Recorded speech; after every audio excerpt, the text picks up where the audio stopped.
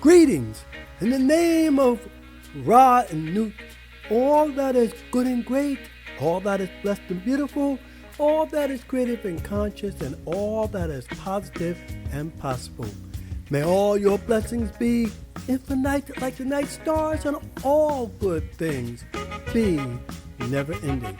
Hotep, I'm Mediso Bayo Bancoli, your host to Mind Vibe Thoughts from a Curious Mind, a bi-monthly podcast series exploring and examining social phenomena then and now.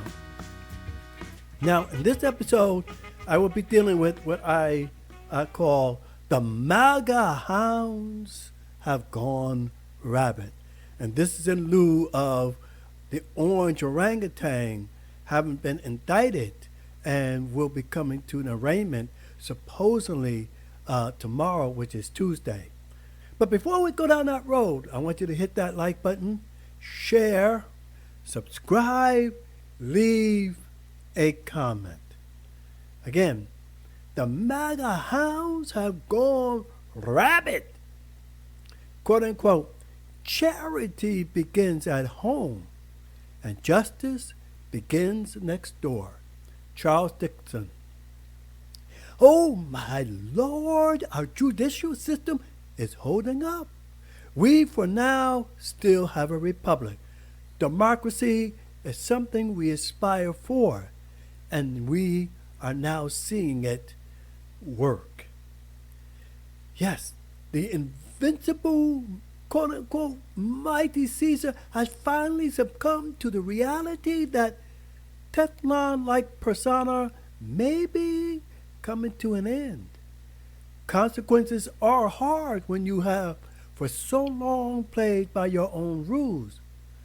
But again, power often than not tends to fade. For now, it appears the orange orangutan is coming to a reckoning of sorts. We shall see how it will play out. But the indictment is a start. It is the first step of perhaps a long procedural process, yet nevertheless, here we are, witnessing perhaps the beginning of the end to the reign of Caesar's sphere of influence. But oh my, you would think the world is falling apart. The earth is trembling, and not in the manner that the singer of Carole King sings about. The MAGA hounds are showing their teeth and claws like a saber-toothed tiger, howling like a banshee. You know, so they're running around like rabid dogs. You know, that's why you always have to be careful. You know, you can't have a rabid dog bite you because it can be deadly. You know. But that's what the MAGA hounds are doing. They're crying and carrying on, running around like rabid animals. Even the so-called liberal, even-handed Washington Post and its editorial pages espouse the notion that perhaps that we as a nation shouldn't have gone this far, and that he will, at least to his base, become the quote-unquote anti-hero. That this will be the rallying cry, like Sinn Féin, you know, of the Irish militancy groups of Ireland fighting against the British. You know, this was a cry. Ourselves alone, I believe that's what the phrase Sinn Féin means, and it was the rallying cry for the Irish uprising, their opposition to Britain. I'm not too sure about the history, but that's what it was, and you know, and it was raging, you know, particularly in the 60s, 70s, 80s. You know, it was a bloody mess over there. Yet, as Roland, you know, this is in response to the article in the Washington Post. As Roland Martin and others have pointed out, Other industrialized nations, as well as developing nations, have indicted former prime ministers and presidents for less than what we believe the Orange Man will be indicted for. We don't know. It's sealed. We probably won't know that until Tuesday. Even Israel's monstrous President Bibi is facing an indictment, which is why he and his henchmen are trying so hard to nullify their judicial system.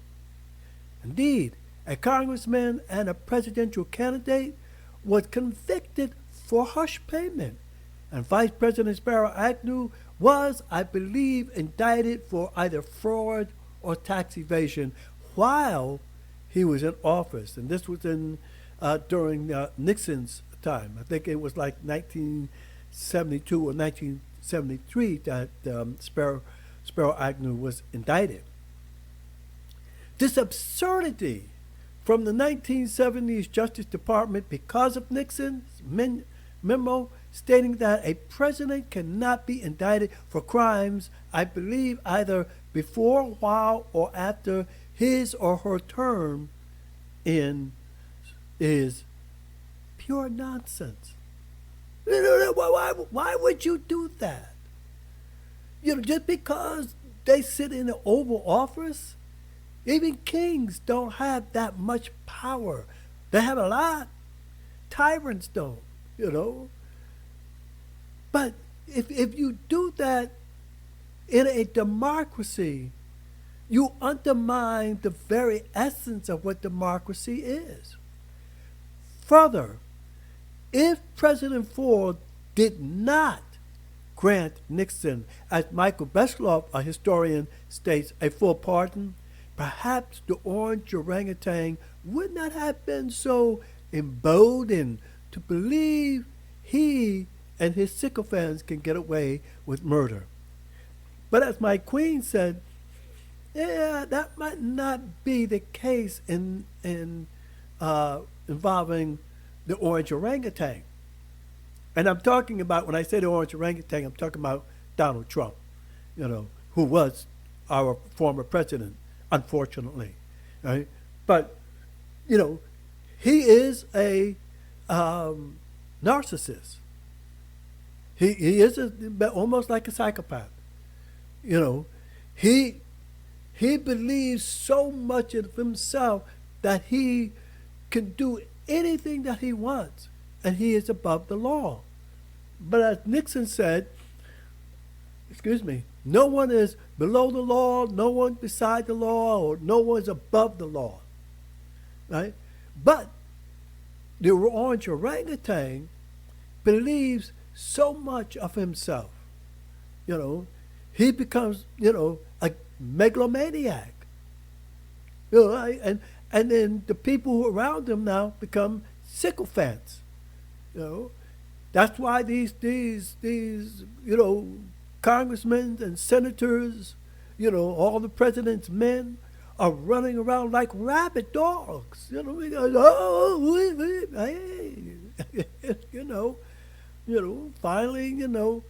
the ship is coming back to port to get its inspection.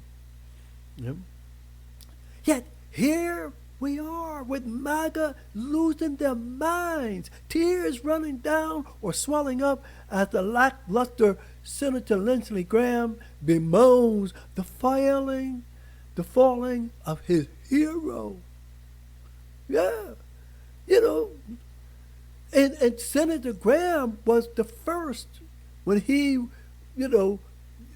put in his nomination in 2015 or 2016. He was the first to say, we cannot put this man and nominate him for president, because if we do, he is going to destroy the presidency. Well, oh man, that conversion, man. The megalomaniac, he could pass gas and smell like perfume to Lindsey Graham. And also Ted Cruz, Cancun Ted Cruz.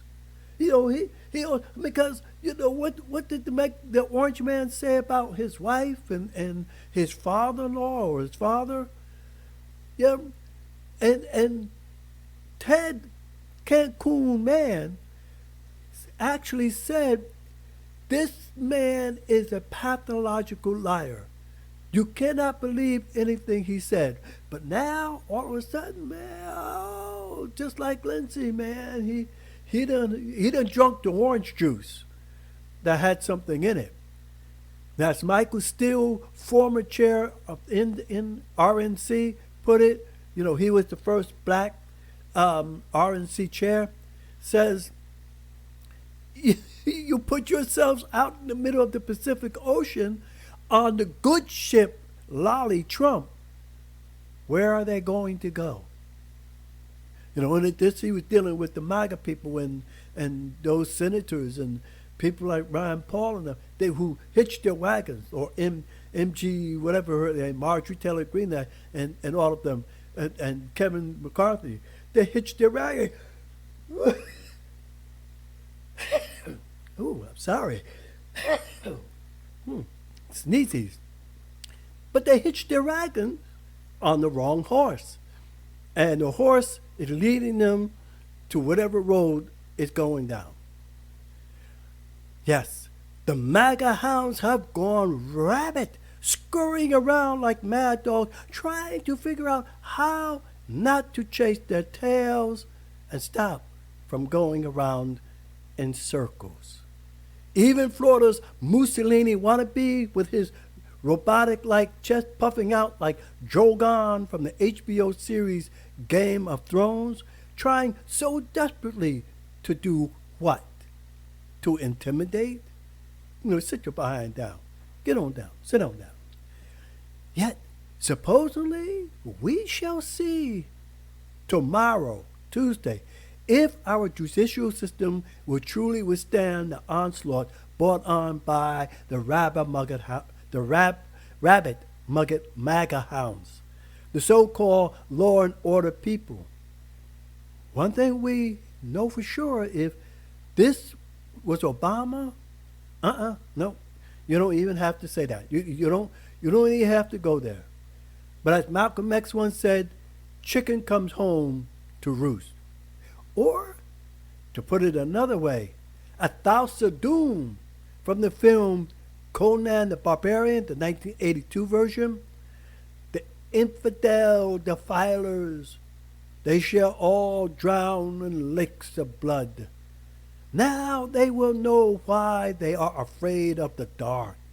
Now they will learn why they fear the night. Except, in this case, they will know why these MAGA hounds, why they have a disdain for a free and fair society. And the irony of this, as Reverend Al Sharpton said, is 30-something years ago, 5 beautiful black men, they were young men at the time, they were teenagers, somewhere like in 17, 18, 19. They got arrested. There was this horrific rape that happened in Central, and they became known as the Central Park Five. And they got arrested. Right? And Trump took out a whole big ad in the New York Times dealing with and excoriating these wonderful, beautiful people, and dealing with the idea that the execution has to be, have to come back, because you need to execute these, because to him they were animals, But 13 years later, they had spent all this time in jail. I think 13 years later, another person came and said, yeah, no, I did it, and DNA showed that. But even as president, when New York City or New York State said, okay, we're going to have to pay these people, he said, no, because they're guilty of something. Now, the very court that those beautiful young men had to enter is the very court that orange orangutan is going to have to enter tomorrow. Again, we shall see.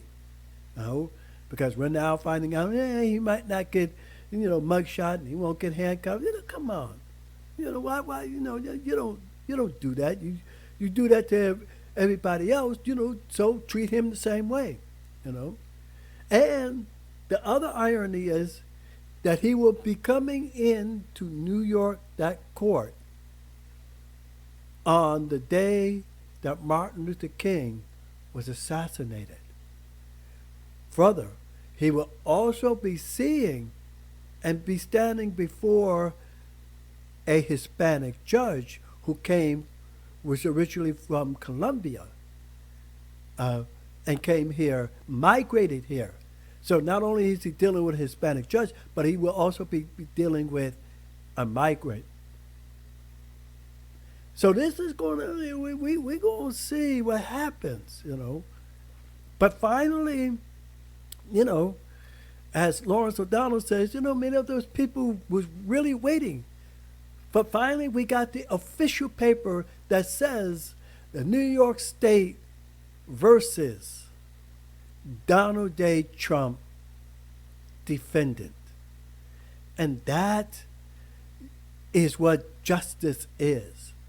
And hopefully, we will see some more, like the case down in Georgia, that their indictment is pending, or the case in the federal DOJ. Their thing is, so finally, Teflon Don. Perhaps now his Teflon is no longer shining. And maybe it won't be just us as African people. It will be justice for one of the most powerful people that sat in the Oval Office is now hopefully coming to a reckoning. Again, this is all about Bakoli saying, may we all try to bend the arc of justice towards humanity and believe that peace and love can be achieved. Madasi P.